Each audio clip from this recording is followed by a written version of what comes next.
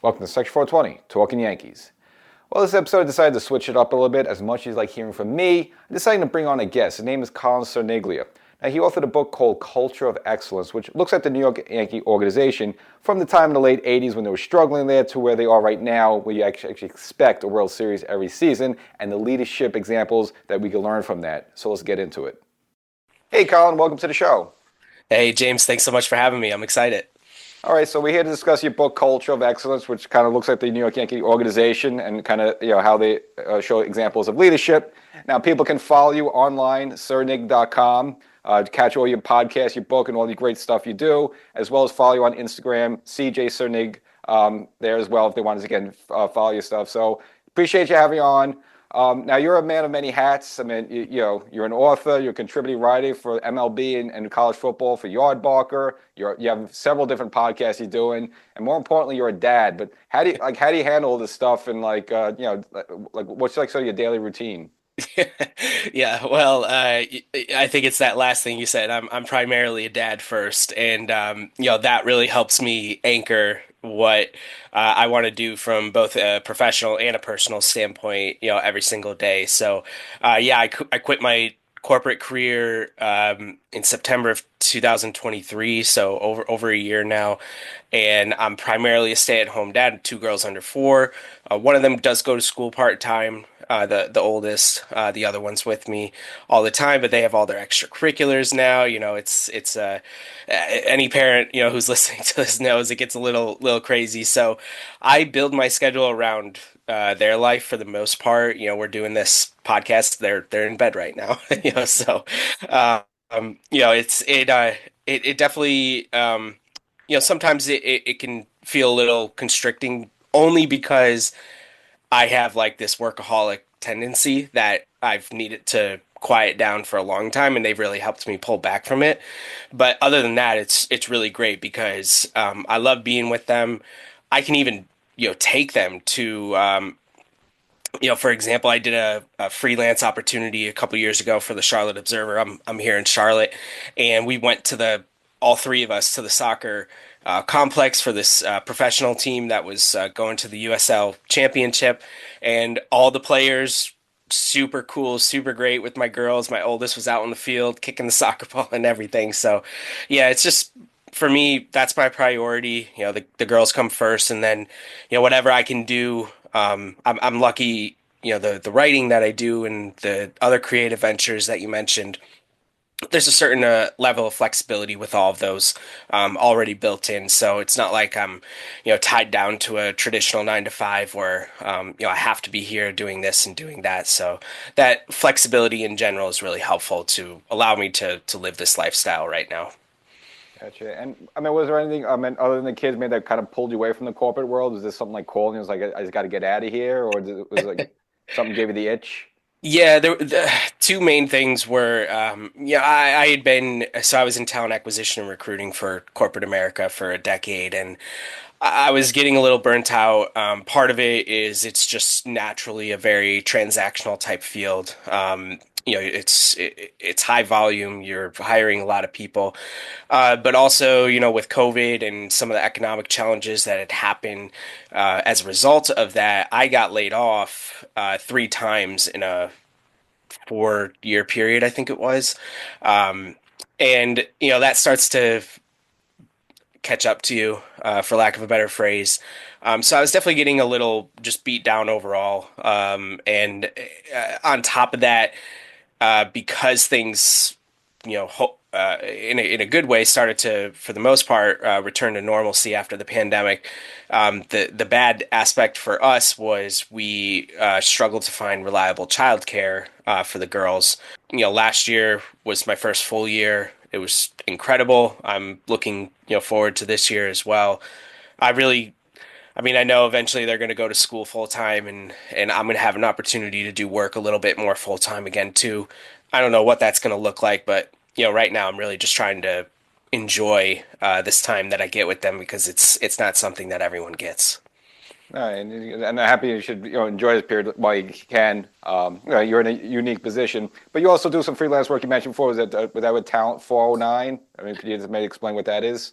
Yeah, that was my leadership academy I had up until testing my years here. 2023, I believe, is when I officially shut it down. So I'd been doing that for roughly 5 or 6 years. That was working with amateur, so high school, collegiate level student athletes.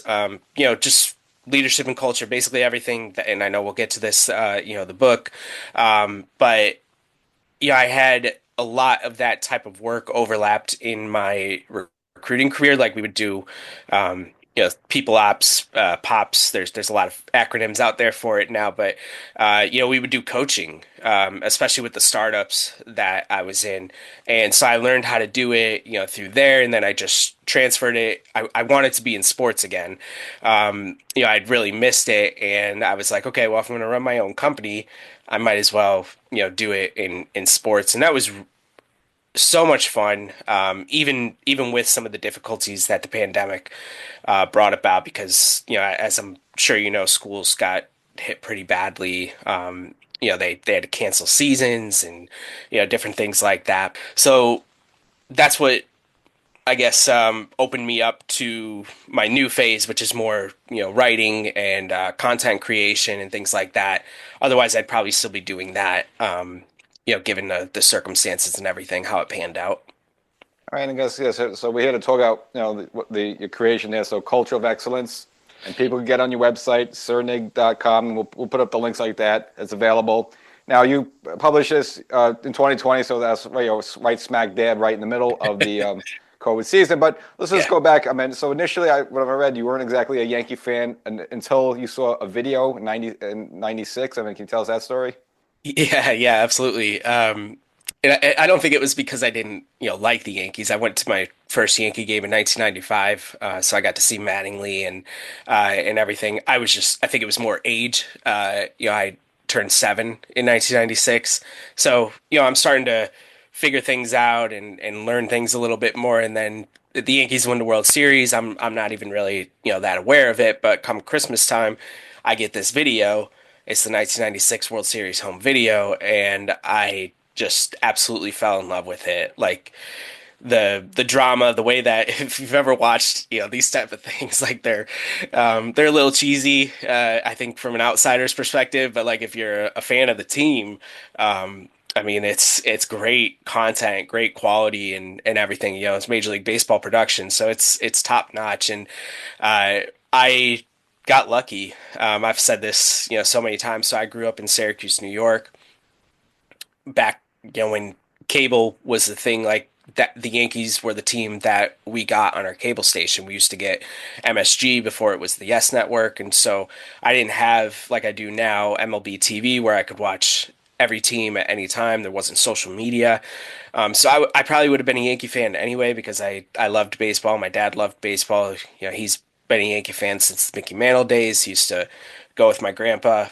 take the train from Scranton, Pennsylvania to New York on Sunday doubleheaders and watch them at the old stadium, and everything. But I got really lucky that 1996 was the birth of a dynasty, and I watched so many games as a kid. I could recite lineups by memory. I could I would copy the stance of batters. I just knew everything, and I wanted every moment to be surrounded by the Yankees. So, yeah, I got indoctrinated in a great time. I don't know if we'll ever see that again, in baseball, which is a little crazy to say, but it was certainly fun, and that's yeah really how it all started. Though was that video made me fall in love with them.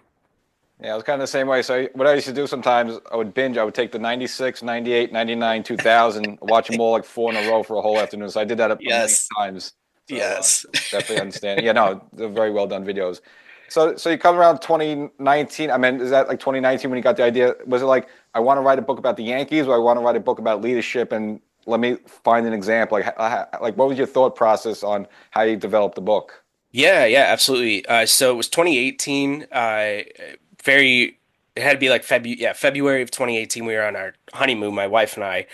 We got married the December prior, and I was rereading for about the fifth time The Last Night of the Yankee Dynasty, book by Buster Olney, and as I'm reading it, yeah, I'm just like having a lot of these different thoughts because I just started the Leadership Academy at the same time. So January of 2018.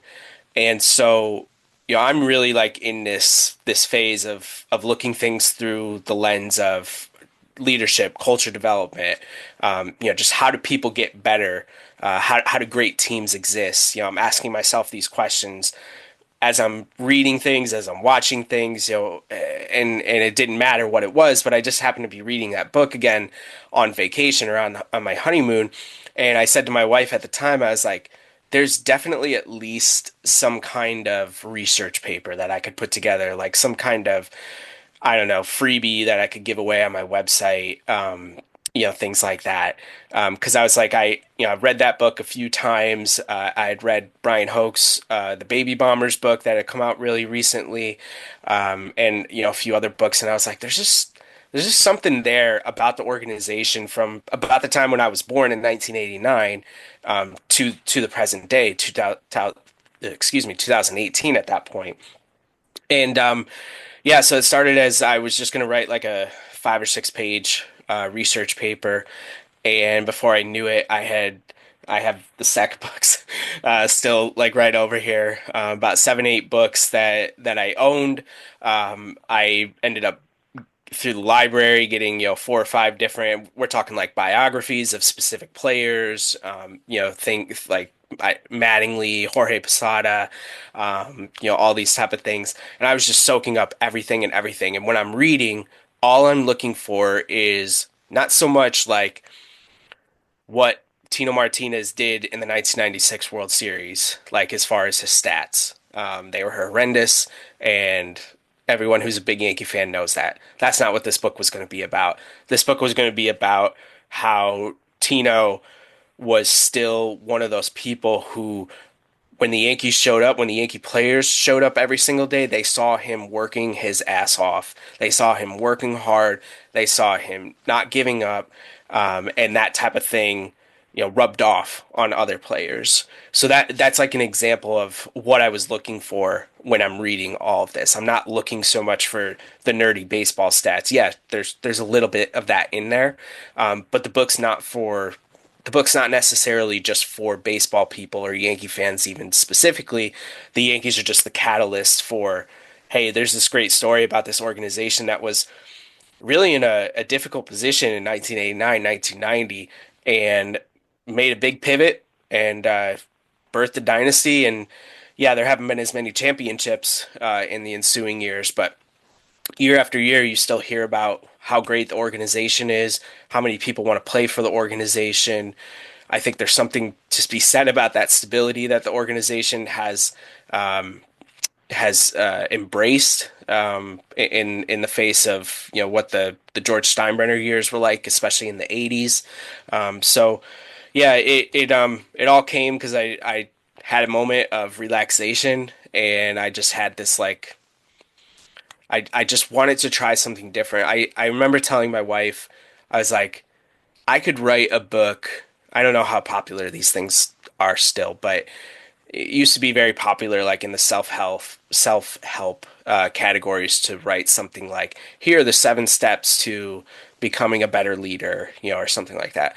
I was like, I could write that book really easily. The harder book would be the Yankee book because I don't have an affiliation with the organization. I'm not a reporter. Like, to do research, I'm going to really have to get creative, kind of like I had to do in my talent acquisition career. So I definitely had a little bit of a head start in terms of like how to connect with people and those type of things. But I just remember saying to her, I was like, it's definitely going to be the harder of the books to write, but I think I want to do it. And she was like, well, I mean, there you go. That's your answer. And yeah, I went ahead and did it. It was a ton of fun. I probably could have done research forever because I mean, I love the Yankees and I love this topic, but had to put the book together at some point, and I'm pretty happy with what came out. Yeah, and what I like when you just mentioned before the book, it's almost like Yankees for dummies. Like you don't have to be a baseball person, and I like how actually you structured it. You really spell everything out, like as if someone had no idea what baseball is, but no idea the Yankees is, and you kind of just define everything, like I said. And you don't have to be a baseball fan; you have to maybe know about the Yankees, and you're able to kind of understand, read the book, and sort of get into it. Versus a lot of baseball books like assume you know about the Yankees, and you kind of spell everything out like XYZ, give like a blueprint, and then you kind of get into all the meat and potatoes. Yeah, yeah, and I had a beta reader, very specific person I chose, because you're a creative person too, and sometimes I think you can just get blinded by your own visions and what you're trying to accomplish, or you just don't even realize that you're being ignorant to something because you know the topic so well, and so I said to myself, okay, I'm not writing this for Yankee fans. I'm not even writing this necessarily for baseball fans. I'm writing this for people who want to be better leaders, who want to develop really great, healthy team cultures.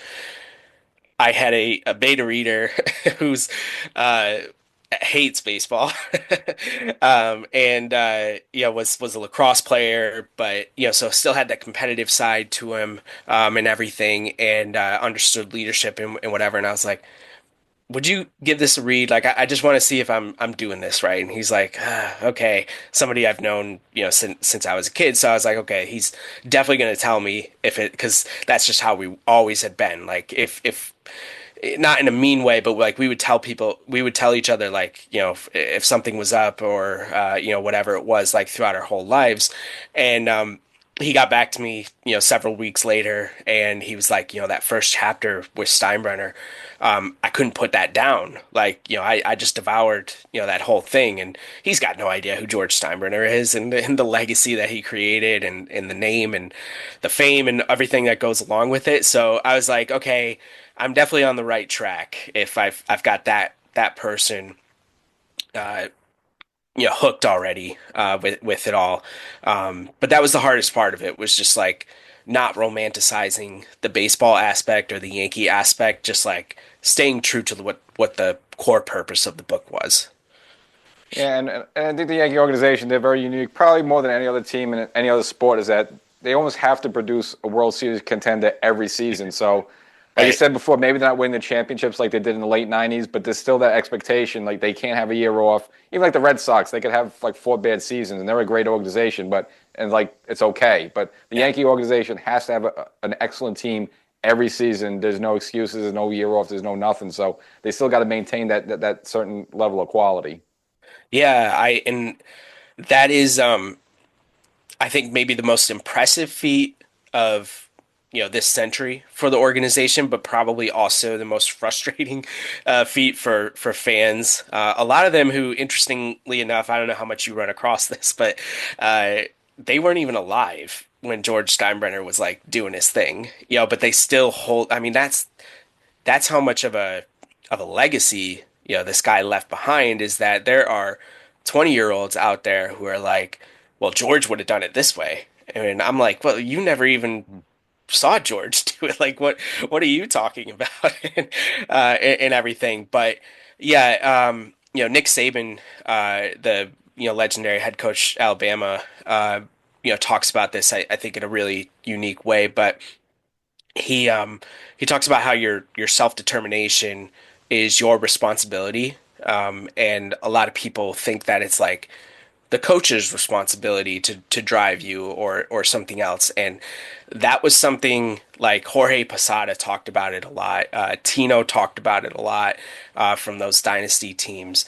Obviously, Jeter, embodied it throughout his career, connected us to the 2014 when he retired. CC, kind of carried that over into the baby bomber era, and now Judgy, with this current era, and it is that self-determination not to quit even when you are doing well, because as we all know, like, that's where the complacency comes in. Like, it would be really easy to say, like, okay, when was it 22, when they won 99 games and things started to go off the wheels a little bit in 23, they could have just given up on the season and maybe won like 72 games, 73 games, 67 games, who knows. 83 wins, isn't anything to write home about, or 82 wins isn't anything to write home about at the end of the season when you're the New York Yankees. But the fact that they, kept fighting and then put themselves in a position where this past season they had an opportunity to go to the World Series. Like all those things compound over time, and I think that's what gets lost in the George Steinbrenner we need to win the World Series every year, type mentality is like what they do on a daily basis carries over to a weekly, to a monthly, to a yearly, and it's just it connects, literally connects from like Don Mattingly all the way to Aaron Judge. And it's just really incredible that the select players who embody that type of personality and embody that type of drive, keep that level of play within the organization really high, like that bar really high. Like you said, you just don't see it very often in other industries because or in other organizations because the Red Sox, how many years have they finished last? Yeah, they have 4 World Series titles this century, but does that it's like what do you want though? At the end of the day, like, do you want to give yourself a chance every single year to win the World Series, or do you want to sell out? Every 5 to 10 years. Like and you have to get lucky, right? Like who knows when the Red Sox are going to win the World Series again? Maybe they win it next year, and we all look crazy and whatever. But they may not win another World Series for another 30 years, and it's like, okay, well, what were they doing that 20-year period, when they won those 4 World Series and they were up and down and up and down and yeah, I just think there's something special about the way that the organization is able to connect past generations, but keep that level of self-determination and that grit. That's what builds their excellence, in my opinion. And so for your book, the writing process, I mean, did you have to go through many drafts? I mean, were there times maybe you even thought about quitting? Halfway through, this is not working out. I don't know. I mean, like, what was your mindset until you finally got it published? The research part was the easiest. That was the most fun, because you're just soaking it all in, you're taking notes. I think that was maybe the hardest part was like I had so many notes, but I had no idea how to formulate them into a book. Like it was just pages of notes on a Google Doc. And so what I ended up doing was we were in our old apartment in Charlotte at the time when I started this. I printed it out, so it's several pages. I can't remember, maybe a dozen or so pages of notes, and I cut them out. So each note is like a little strip, this big or so. And I'm on the floor in the room of the old apartment that I'm in, and I just start putting them on the ground and try to create different categories like, okay, this is player development, this is coaching, this is the front office and everything. So I started with some bigger piles of more general ideas, and then I broke it down from there. I was like, okay, this is Cashman, this is Stick Michael, this is Booney, this is Girardi, this is Torrey. Like break those all down and everything. And that was the part where I think like in between the research and actually starting to write the book was I never got close to quitting. I wouldn't say like I ever had a moment where I wanted to quit. But that was the hardest moment was just to get going with the actual writing. Because once I got going with the writing, like I got excited and a lot of ideas came and a lot got cut. At the end of the day, but it was still fun to just try to piece it together. And then, I had really great editors who, I mean, that part of it was just so vital. The developmental edit part of everything to make it cohesive, make sure all the storylines were connecting and then wrapping up properly. Like there was just so much that went into it that I was just like, oh, I'm just going to tell a story. But there were all these little details that, thankfully there are professionals out there who do really great work and explain it to you and help you along. So yeah, I never got to like a serious, I want to quit phase because it really was such a fun project. But transitioning from research to actually writing because of the amount of research I did, yeah, that was a little overwhelming at times for sure. All right, so the book again, it's Culture of Excellence. They could catch it on your website, cernig.com. Is there any other areas where people can find the book? Yeah, it's available online, wherever. So Amazon, Barnes and Noble. On the website, I have the buttons for all the online options. You can buy directly from me. I can send you a copy as well, inscribe it, whatever works. But yeah, it's pretty much available wherever online. Obviously, a Yankee fan. We're looking, a couple of weeks away from pitches and catches. What do you feel about this team? I mean, do you like the fact they let Soto walk? Did you want Soto? I mean, what's your feelings on this 2025 Yankee squad? Yeah, I don't think I could sit here realistically say that I was happy about letting Soto get away. What I told my friends and what I wrote about on Yard Barker, even before actually, because as you know, the it's not like the it's not like the Soto signing happened right after the World Series. There was a little bit of time, and I did a little bit of research specifically into his defense, and because I just started thinking like, at the time it was reported $500 million for Soto, and I was like, well, even that sounds crazy, and that ends up being 765 or whatever the final number was. But I start looking at his defense and everything, and I'm like, are we really like?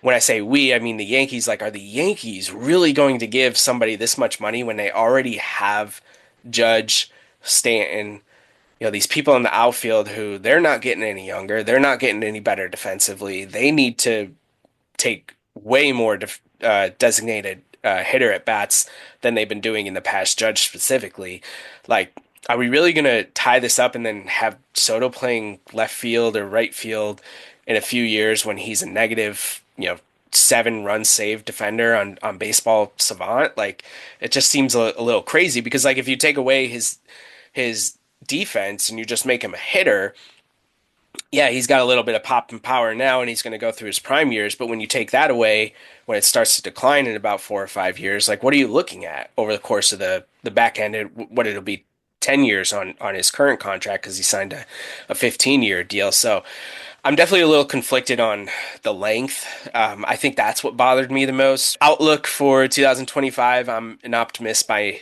nature. Uh, I worry about the age of the team. It's crept up, a few times over the past few seasons.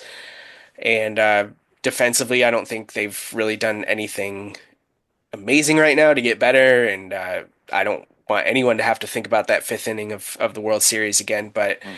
we all know, we all know what happened there. So I think the division is definitely winnable. The Blue Jays don't scare me at all. The Rays are having some tough times right now. The Orioles have done almost nothing to get better, which is appalling if you're an Orioles fan. And the Red Sox have some talent, but do they have enough arms to get through 162 games? I don't know. So, Colin, thank you for this time. Just appreciate getting to learn about you, and I wish you continued success with the book. And again, maybe next year, you'll be writing another book about the 2025 championship. How about that? That would be great, James. I could only wish for that. But thank you so much for the time. I appreciate the opportunity to come on your show.